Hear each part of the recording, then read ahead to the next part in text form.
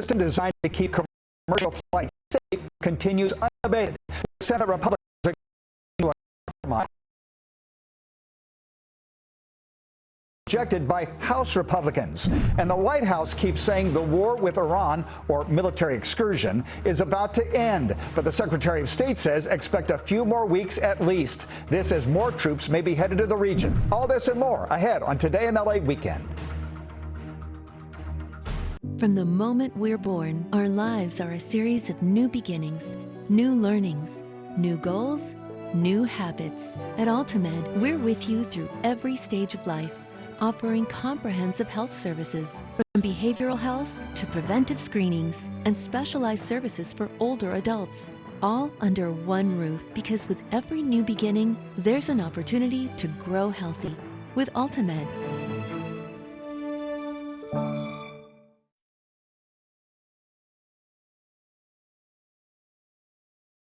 Thousands of demonstrators nationwide took to the streets in a big No Kings movement. The local impact and the message ahead on a live report. Today marks the start of the Holy Week, the week leading to Easter, the special Mass that's happening today. We've got a foggy start. This is the view right now looking out at LAX. You cannot see much. We'll be talking about the warm-up expected and the wet weather potential coming up. You're watching NBC4. Here's what's happening today in LA. Well, good morning, everyone. It is Sunday, March 29th. This is a live look over Universal here. Not as foggy as what we saw at LAX, and there we have San Pedro as well. Here with the temperatures, meteorologist Kelly Moody. We want to thank you for waking up with us. I'm Michelle Bias. Kelly.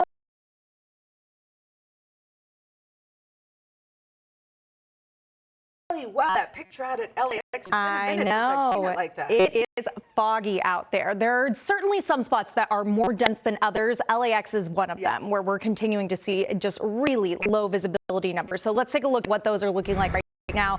You can see right now we've got 59 degrees, 100% humidity. That's a guarantee.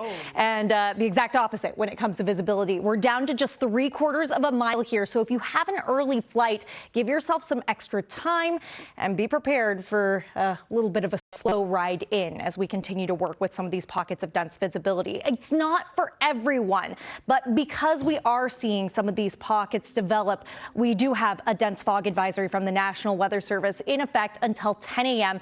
And you can see that includes spots like Malibu down to Santa Monica into Long Beach. Long Beach hasn't been too bad with those visibility numbers, though, this morning. Right now, we've got 4 miles of visibility there. Up toward Oxnard, Camarillo, we've seen between 2 to 3 miles of visibility, around 7 miles of visibility or so for Santa Ana. We will continue to be warming things up as we get into the afternoon hours, though, and continuing to clear things up as well. I'm expecting to see 70s and 80s at the coast, 80s and even 90s farther inland. That warm up has been persistent. It's staying with us, but big changes are certainly on the way. While we'll continue to see that morning fog and warm conditions through your Monday, onshore winds are picking up midweek. That onshore flow will cool us down, bringing us a dip in temperatures to the 60s and 70s and even the potential for light showers. It's a light potential, but it's possible. So we'll talk about what and when and all the details of that and what you can expect coming up. Michelle? Looking forward to that cool down. Thank you so much, Kelly. A big turnout for the No Kings protests in downtown yesterday and really across Southern California. This is a look at the marchers from News Chopper 4 yesterday.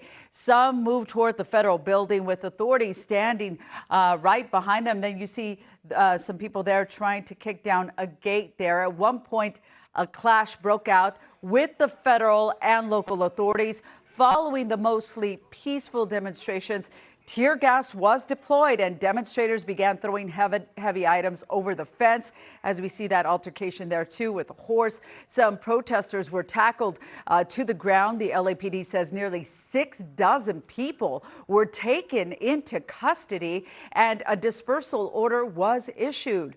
For a wrap-up of all of it, NBC4's Annette Adiola live in downtown LA with a look at the aftermath. Annette, good morning. Michelle, good morning to you. We're just outside LAPD headquarters, where they are expected at some point later today to release the exact number of arrests that were made Saturday evening. This is video from Saturday afternoon. According to law enforcement officials, there was a group of people that began throwing chunks of concrete at federal officers after thousands gathered nearby for a No Kings Day demonstration. The police department declared a citywide tactical alert just after 5 p.m. when a group reportedly began kicking a fence in front of the detention center.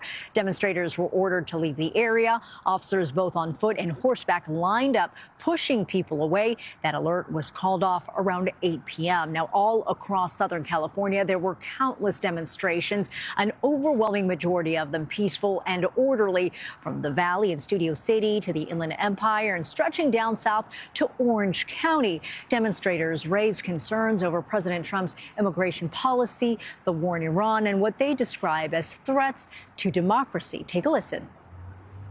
He hasn't fulfilled any of his promises. Prices are high, gas is high, war is high. He does whatever he wants to do. So we, the people, need to take back our democracy.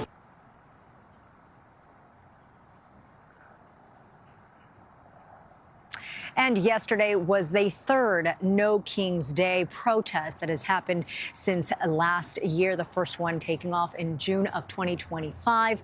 So again, this is protest number 3. Over 3,000 demonstrations were held on Saturday nationwide. And again, we are in touch with the LAPD trying to get those exact numbers for the arrests that took place yesterday. That's the very latest. Reporting live outside LAPD headquarters, I'm Annette Arriola for Today in LA. Annette, thank you so much. NBC4 Investigates is learning one person arrested in the No Kings protest in West Hollywood has been arrested before. The LA County Sheriff's Department says this is 62-year-old James Lambert Otis. You can see him holding the U.S. flag. Deputies arrested him for blocking the intersection at Santa Monica and San Vicente, and this is the same man who was arrested for smashing President Trump's star on the Hollywood Walk of Fame in 2016 and 2020. In yesterday's case, he was cited and later released. We are continuing our coverage of these No King protests right now on the NBCLA app and at NBCLA.com. There you can get the latest on these protests, dive into the stories behind them, and stay updated on developments. A murder inside a Food for Less in San Bernardino. This happened late last night on West 2nd Street. We're looking into more information here, but we could tell you investigators say 2 people started fighting in the produce section and one of them stabbed the other. The victim got into their car, went to another business, and that's when they collapsed. They were taken to the hospital where they later died. Police are still looking for that suspect. They don't believe there is any relationship between the two. Today is Palm Sunday and the start of the Holy Week. It's the week leading up to Easter, and this morning Archbishop Jose Gomez will lead Mass at the Cathedral of Our Lady of the Angels.